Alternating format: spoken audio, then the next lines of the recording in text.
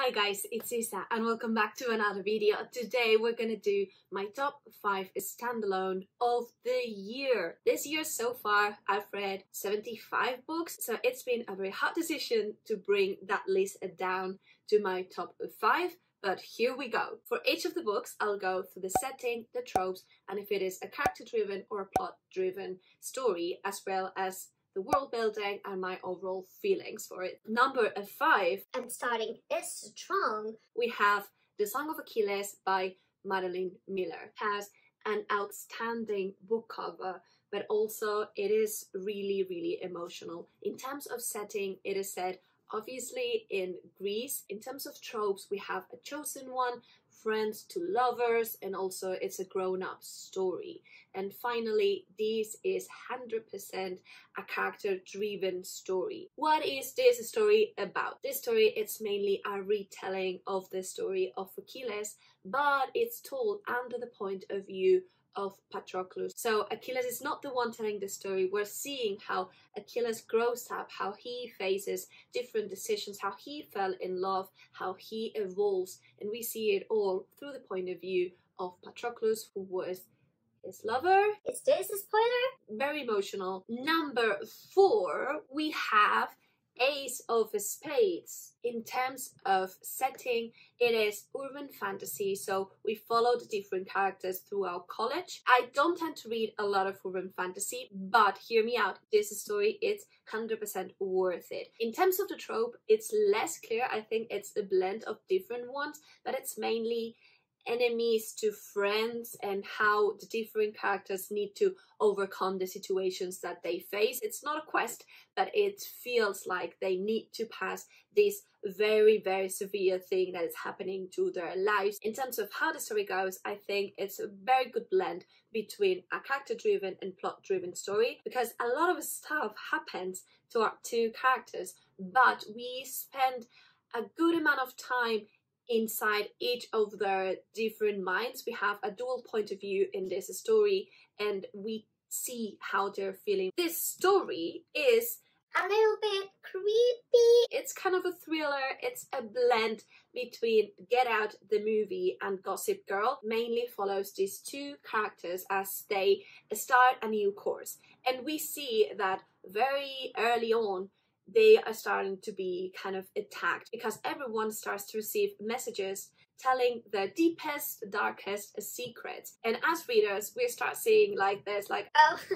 this is fun, you know, like, yeah, this is gonna happen throughout the whole college, throughout the whole course. But no, it's just happening to these two characters, which are the only Black people in the whole school. Something, it's not quite right. Please give it a try. Number 3, we have good old Brandon Sanderson with Warbreaker. We have this kind of medieval setting in which there are different courts, different kingdoms. In terms of tropes, there's a little bit of a chosen one, enemies to lovers. Is a very good blend between a character and a plot-driven story. Mainly tells the story of two sisters. We have this king that had different children in order to promote peace with the neighbor kingdom that is way more powerful than they are.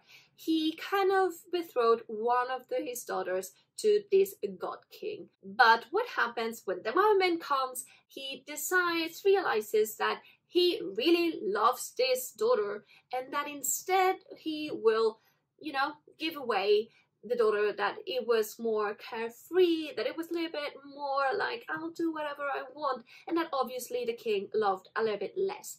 And so this little sister is thrown away to this new kingdom. And so we start this story with this setting. We see how these two sisters need to follow this situation and how they need to move ahead with their new destiny. But this story, it's so phenomenal, not just because that and because of the writing style, which obviously it's amazing because it's Brandon, but also because it has a layer of political intrigue. And hold on, don't go away. In this new court, in this new kingdom, they follow different gods, and these gods, it's people that has come back from the dead. So if you do something really heroic at the time of your death, you will come back, and when you come back, you are just stated as a god. And in this kingdom, they have this magic through the breaths. It seems that everyone has a breath, but you can accumulate those breaths, and the more that you accumulate, the more powerful you are. It's shocking. The magic system, it's a hard magic system because it has clear rules, but it's solved in a phenomenal way. And we have another point of view here, which is of one of the gods called Lightsong. He is so precious. He is potentially my most loved character of all of the books that I've read this year. Maybe top 2. He is this god that doesn't believe that he is a god. So he is super smart, super witty, and it's all of the time telling kind of their followers like, hey, I'm not really a god. I don't really know why you're following me. And it's hilarious. I was a lot of time like, oh, that was smart. So give it a try. And we enter into the top 2. In the number 2 and quickly approaching number 1, we have Project Hail Mary. This is a sci-fi book, so it goes a little bit away from my typical genre, which is usually fantasy or young adult. But I really love this author. I believe that the different books that he made, At least The Martian, are outstanding, and I really love his writing style. The setting is in space. The trope is a chosen one, and this is a very character-driven story, but in the best of ways. We follow this man that just awakes one day, and he is kind of alone in a big ship in space, and he is like, what just happened? he doesn't even remember who he is or what is he doing in space. So we spend a little bit of time discovering his mission, and when he does, we see how he is supposed to be saving Earth. So he is like, you have a real good mission, and we will see how he needs to face the discovery of what is consuming Earth and how to stop it. He will face different situations that will warm your heart, and in my case, it made me cry a little bit. The writing style of Andy, it's super optimistic, because although the main character will suffer and will suffer very, very extreme situations, he tried to cope it with, you know, just sarcasm or trying to be positive. And that's something that I love and that I like to take to my own life. The top 1, the best standalone of the year for me was The Sword of Kagan by M.L. Wang. This book Changed me.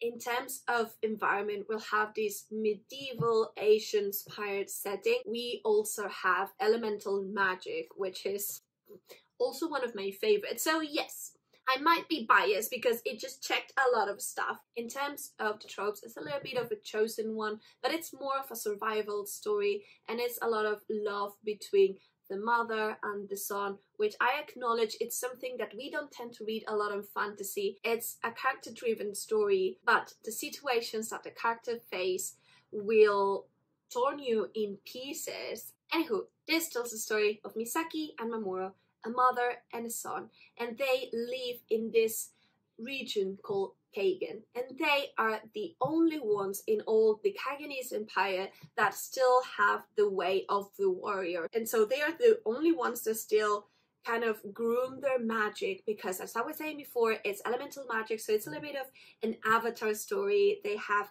ice in this case, but we will also be facing people with the wind or fire, so there are different elements, and they are the ones that still believe in samurais, in honor, and all of that in a country that it's a little bit more advanced kind of. And so we start seeing how they might be invaded again, and they are the last resource for this country to fight the invaders.